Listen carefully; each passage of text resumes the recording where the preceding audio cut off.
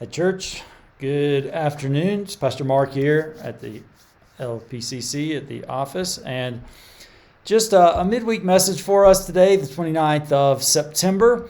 Hope everybody's doing well today. Love you guys. I can't believe September is almost done because I feel like I just blinked. I feel like it was September 1st and I just blinked and now it's September 29th. I don't know how y'all feel. Maybe it felt slower for you. I've been told that happens as you get older, and I am getting older, but maybe you can let me know if it just gets worse or not. Anyway, gosh, September almost over here. Anyway, hope y'all are doing well today, and just want to give you a quick message today. But first, a couple of updates, and so just a few things. This Saturday we have a youth fellowship. So this Saturday the 2nd, and on Saturday the 16th of October. That's twice this coming month. We'll have youth fellowship, 5 o'clock, it's in the church hall, kind of in the church dining hall downstairs.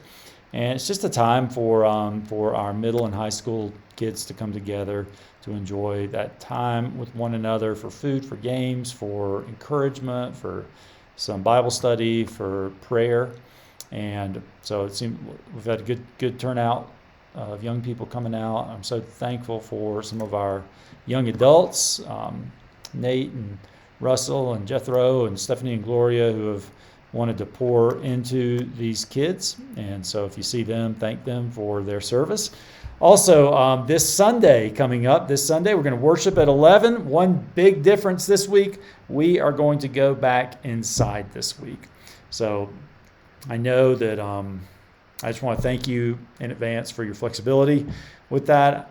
If you're like me, you've enjoyed worshiping outside. I think a lot of us have enjoyed worshiping outside. I'm so thankful that we've had a beautiful place to worship outside for so many months, for really the better part of this year we've been outside.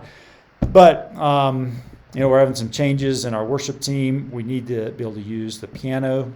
And so it's just not really practical. Even though that's an electric piano, it's just not really practical to be taking it outside and back inside. I think we'll probably destroy it if we try to do that. So for that, and before we know it, it's going to be rainy season starting. So I think it's probably just, given all the circumstances, a good time to begin to move back. We'll do that this Sunday, the 3rd of October. We'll also share in communion this Sunday as well. Like I said, I've loved being outside. I don't think I'll miss the beautiful garden. I'll miss just the free spirit we have in worship out there. I won't miss feeling like I'm getting baked by the sun every week, so I'll enjoy some shade inside.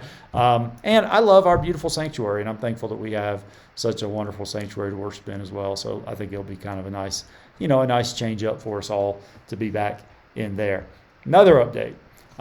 As we noted last weekend in worship, Tyler and Michelle are heading out this week. Last Sunday was Tyler's last Sunday leading the worship team, so we're really gonna miss that, and we're just gonna miss them both. They're both wonderful folk, and I'm really grateful that the Lord brought them here to La Paz for a season, and to our church, and to friendships with many of us. And I'm grateful for that, and I just pray God will bless them as they head out to Mexico. It'll be early this Friday morning, so keep them in your prayers for a good transition, a smooth trip for them. And my final update is this: as you know, our family's going to be moving on as well. I've been called to serve as the new pastor at Union Church Guatemala in Guatemala City, and so my last Sunday here at Community Church is going to be the 24th of October, so coming up in about a month. And I'm really excited about this new opportunity and a new field of ministry, and I'm thankful for the Lord's calling on my life in ministry, and I want to be obedient to that. But at the same time, I'm really sad to be leaving. I love you guys. I've loved being here. So it's really a bittersweet time for me and for our family. But let me just say, I would love to have the chance to connect with you before we leave. Time is ticking on that. So, if you want to connect, if you want to have coffee, if you want to share a meal, if you want to go on a hike, just do something, let me know. Reach out to me or to Megan, and we'd love to see you and spend some time with you. Whatever it is, hit me up. All right. With that in mind, today I'm going to, again this week, dip into New Morning Mercies. This is a devotion by Paul David Tripp. It's been a book that I've enjoyed using as a devotional for a few years. And today today in the devotion, it's kind of about this idea that God calls you to grow in your faith. God calls every one of us to grow and to mature in our faith. Living things grow, and living things mature and develop. And so God calls us to grow in our faith, and then he feeds us with the growth-producing nutrients of his grace and truth to equip us and to feed us to grow in our faith. So that's what we'll be looking at today. Again, Paul David Tripp's New Morning Mercies. And let me just pull that up here.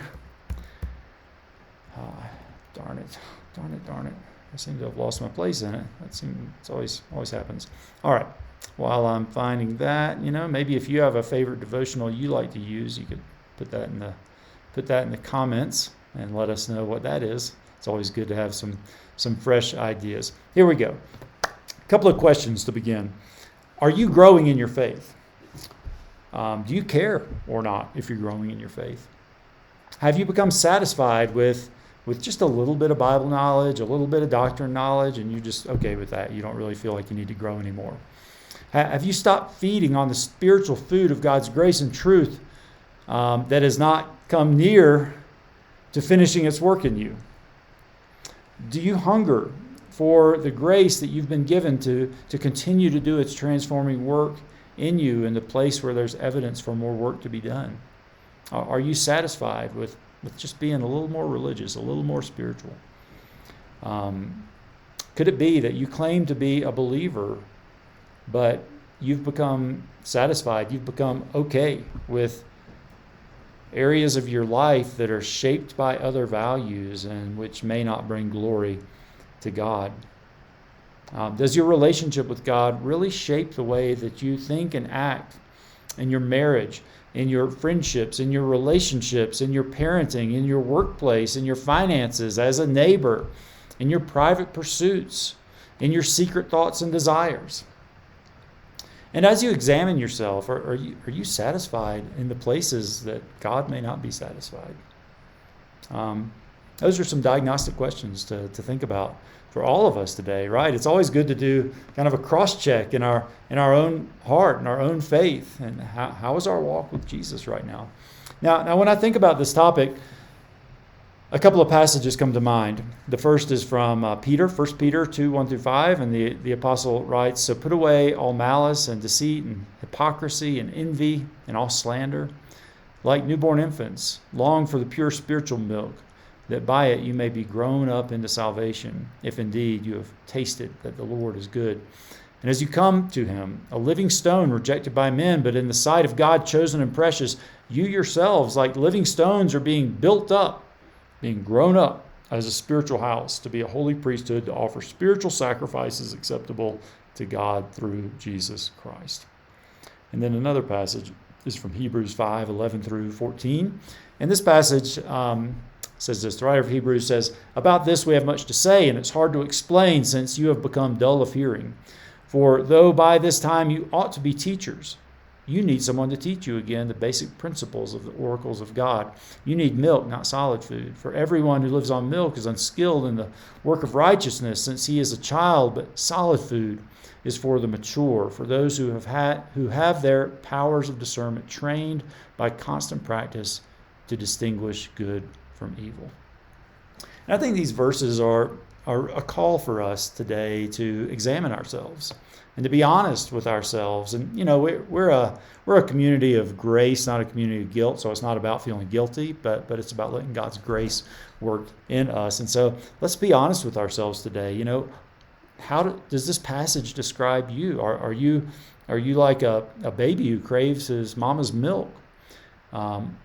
Or are you a person who should be mature enough to eat solid food, but you're not? Or are you a person who can really eat the solid food, cut the meat, digest that? Have you come to that place of maturity in your faith, right? And it's not to put anybody down or to make anybody feel guilty or bad, but growing things, living things, mature and change and develop and grow. And so we, as growing things, our faith as a growing, living thing, should be maturing and growing. And I just pray that we don't just kind of become stopped in the early stages of our faith. There's nothing wrong with being a baby Christian, but baby Christians should grow and mature to be mature Christians. So, and it's okay if we admit, maybe I'm not as mature as I should be. I mean, it takes grace to admit that, and it takes grace to admit that you need more of God's grace, and God's grace is sufficient. And so that grace is yours in Jesus. And I just pray today that this might be a good reminder for all of us to continue to want to dig deep and to grow and to mature, to really hold near to us the precious Word of God, and to apply it deeply to ourselves, and to apply ourselves deeply to it, so that we would grow and become a mature body of Christians together.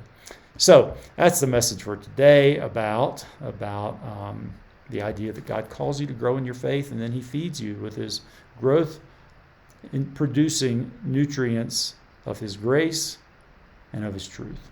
And that is true. So if you missed the beginning of this video, I made a couple of important announcements there, updates there, so you might want to rewind, go back to the beginning and watch that. But for now, I just want to say, love y'all. See you soon. God bless you. Have a great afternoon. Bye.